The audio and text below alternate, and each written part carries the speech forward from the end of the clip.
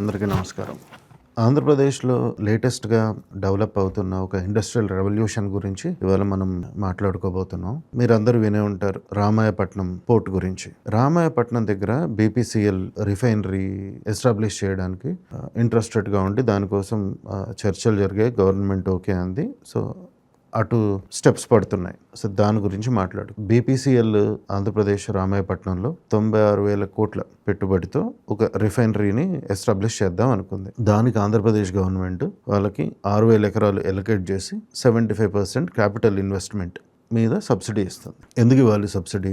ఒక పెద్ద రిఫైనరీ పెడుతుంది, వాళ్ళకి లాభాలు వచ్చే దాంట్లో ఈ లాభాలు రావడానికి ఇవాళ మనం తెచ్చుకుంటున్న ఆయిల్ బయట నుంచి వస్తున్న దానికి ఇక్కడ మనం ప్రొడక్షన్ చేస్తున్న దానికి బ్యాలెన్స్డ్ ఎన్విరాన్మెంటే ఉంటుంది. అంటే ఇప్పుడు నేను కొత్తగా 1,00,000 కోట్లు ఇన్వెస్ట్ చేస్తే నాకు అడిషనల్గా వచ్చే అడ్వాంటేజ్ ఏముండదు, ఒక్క సెక్యూరిటీ తప్ప. అంటే రేపొద్దున రష్యా నేను ఆయిల్ ఇవ్వను అని అంటే ఎనర్జీ సెక్యూరిటీ కింద తప్ప ఇనీషియల్గా బయటికి తీసుకొచ్చే దానివల్ల పెద్దగా అడ్వాంటేజ్ ఉన్నప్పుడు నేను ఎందుకు ఇన్వెస్ట్ చేయాలి అని ఏ ఇన్వెస్టర్ అయినా ఆలోచిస్తాడు. అదే గవర్నమెంట్ సబ్సిడీస్ ఇస్తుంటే వాళ్ళు వచ్చి ఇండస్ట్రీ పెడతారు, దానివల్ల ఒక ఈకో సిస్టమ్ డెవలప్ అవుతుంది. ఆ ఈకో సిస్టమ్ వల్ల ఆంధ్రప్రదేశ్కి వచ్చిన అడ్వాంటేజ్ ఏంటి? అదే డబ్బులు మిగతా దేనికైనా బెటర్ వాటికి పెట్టచ్చు కదా అని అంటే, దీని ఎగ్జాంపుల్ చాలా బ్రహ్మాండంగా గుజరాత్లో వడినార్ పోర్ట్ గురించి తెలుసుకుంటే మీకు ఏంటి దాని ఇంపాక్ట్ అనేది మీకు తెలుస్తుంది. సౌరాష్ట్ర అని ఒక రీజన్ ఉంది. ఇప్పుడు మన దగ్గర తెలంగాణ,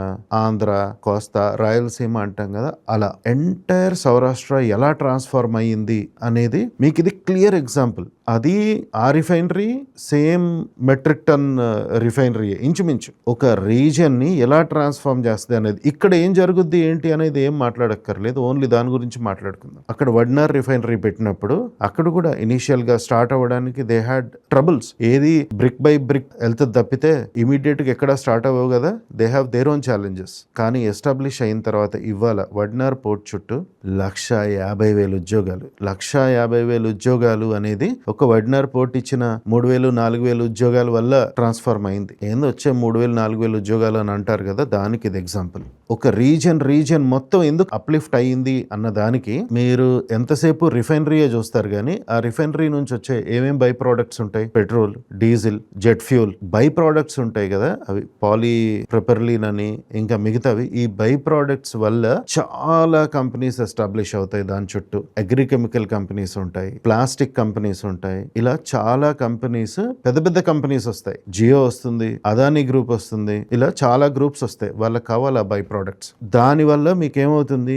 నెక్స్ట్ టైర్, ఇది టైర్ 1 ఎస్టాబ్లిష్మెంట్ బీపీసీఎల్ అయితే, టైర్ 2 హెవీ ఇండస్ట్రీస్ వస్తాయి, టైర్ 3 దానికి సపోర్ట్ చేయడానికి మీడియం స్కేల్ ఇండస్ట్రీస్ వస్తాయి, దాని కింద స్మాల్ స్కేల్ ఇండస్ట్రీస్ చాలా వస్తాయి. దీనివల్ల ఆ ఎంప్లాయ్మెంట్ ఈకో సిస్టమ్ డెవలప్ అవుద్ది. ఇది ఉద్యోగస్తులకే కాదు, స్టార్ట్అప్ ఈకో సిస్టమ్ డెవలప్ అవుద్ది, ప్లస్ ఒక ఎంటైర్ ఏరియా అప్లిఫ్ట్మెంట్ అవుద్ది. మీకు దానికి సౌరాష్ట్ర రీజన్ ఎగ్జాంపుల్. ఆర్థికంగా వెనుకబడి ఉన్న ఒక రీజన్ మొత్తం అక్కడ complete middle class and upper middle class reason అయిపోయింది కంప్లీట్ గా. ఎలా అయితే హైదరాబాద్ లో మీకు అమీర్పేట్ నుంచి సంగారెడ్డి వరకు ఉన్న ఒక ఎకనామిక్ యాక్టివిటీ డెవలప్మెంట్, దానికంతా పునాది ఎవరిని అడిగినా చెప్తారు బిహెచ్ఎల్ అని. బిహెచ్ఎల్ కాకుండా చాలా కంపెనీలు వచ్చాయి కానీ ఏవి లేవు, వెళ్ళిపోయినాయి అన్ని. అలా ఈ రిఫైనరీ ఒక్క రామాయపట్నం ఎంటైర్ రీజియన్ ని ఎలా ఎస్టాబ్లిష్ చేస్తుంది అన్నది మీరు, నేను చెప్పేది అంతేమి వినక్కర్లా, నమ్మక్కర్లా. అందరి దగ్గర గూగుల్ ఉన్నాయి, అందరి దగ్గర నెట్ ఉంది, యూట్యూబ్ ఉంది. మీరు ఒక్క వడినార్ రిఫైనరీ అని కొట్టండి,